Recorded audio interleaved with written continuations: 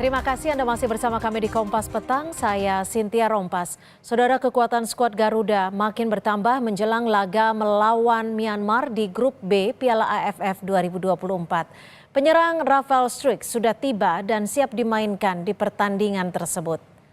Klub tempat Struijk bernaung, Brisbane Roar, memberi izin kepadanya dari 8 Desember 2024 hingga 5 Januari 2025. Struijk bisa tampil sepanjang turnamen jika Indonesia tembus sampai ke final. Adanya Struijk sekaligus mendukung pola formasi pelatih Sintayong yang kerap menerapkan skema 3 penyerang.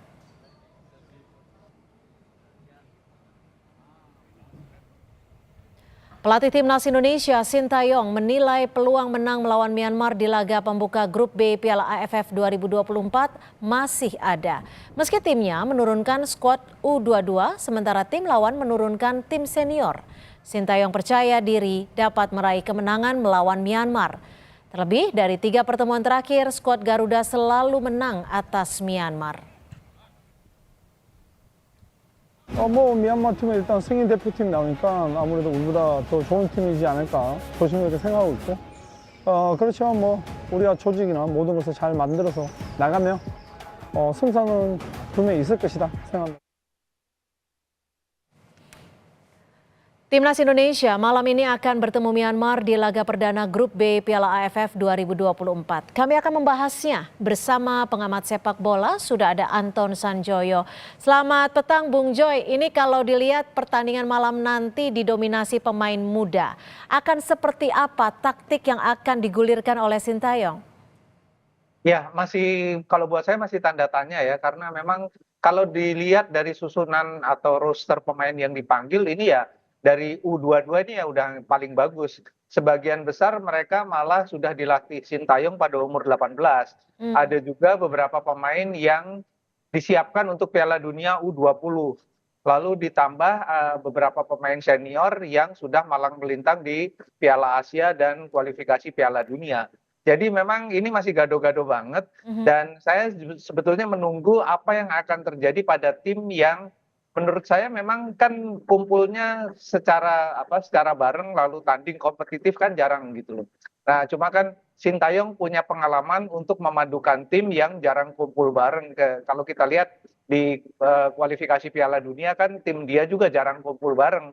Tapi ya terakhir memetik kemenangan lawan Arab Saudi. Jadi dia punya kemampuan untuk memblending pemain-pemain yang jarang kumpul gitu. Nah, mudah-mudahan ya meskipun saya juga kritik dipanggilnya pemain-pemain yang sudah memperkuat tim senior, mudah-mudahan mereka bisa menjadi mentor. Karena pengalaman mereka lebih banyak daripada Arkan Kakak misalnya dibanding Robbie Darwish.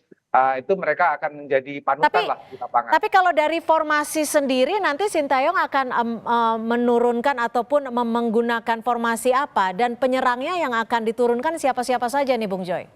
Nah, kalau formasi kesenangannya Sintayong kan sebetulnya formasi yang sangat ofensif 3-4-2-1 atau 3-4-3 gitu loh. Tapi menghadapi Myanmar, tim senior yang sudah kumpul bersama juga lama, rasanya sih Sintayong akan menempatkan 5 back yang bisa bergerak menjadi 3 back dengan 3 gelandang, 2 penyerang sayap dan 1 penyerang ujung tombak.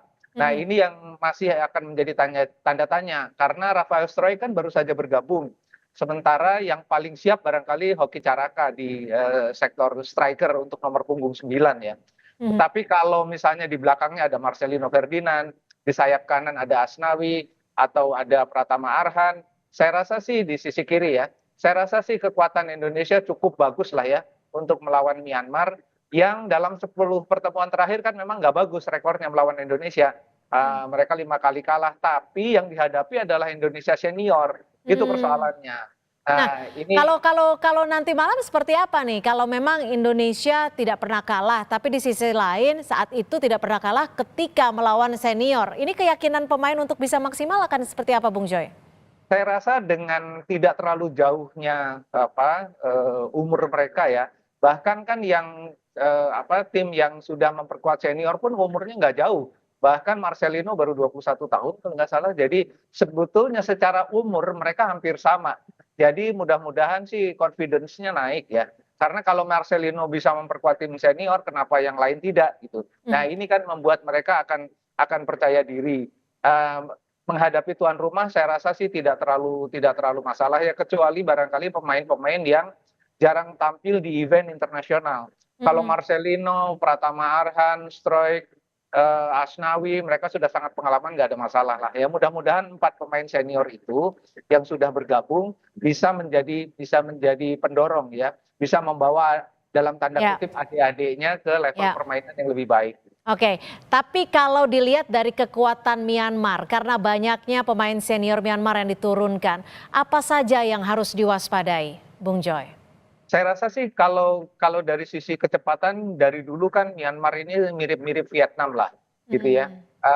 Mereka juga skillful dan kalau mereka tanding di depan publiknya sendiri memang beringas. Nah ini yang harus diwaspadai.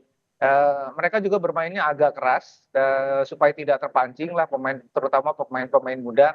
Karena sebetulnya skema permainan Sintayong itu kan skema yang mengalir. Nah, kalau mereka bermain dengan emosional karena diganggu atau lawan bermain keras, ritmenya terganggu. Nah, ritmenya terganggu ini yang bisa membuat perencanaan permainan dari awal itu akan gagal. Nah, ini yang saya khawatirkan, Indonesia jangan sampai terpancing oleh emosi pemain-pemain Myanmar yang menurut saya karakternya hampir sama dengan pemain Vietnam. Mereka agak tricky juga ya dalam permainan. Jadi itu yang harus diwaspadai Marcelino Ferdinand dan kawan-kawan. Baik, terima kasih Bung Anton Sanjoyo sudah memberikan perspektifnya di Kompas Petang hari ini. Selamat sore Bung Joy. Selamat sore, terima kasih.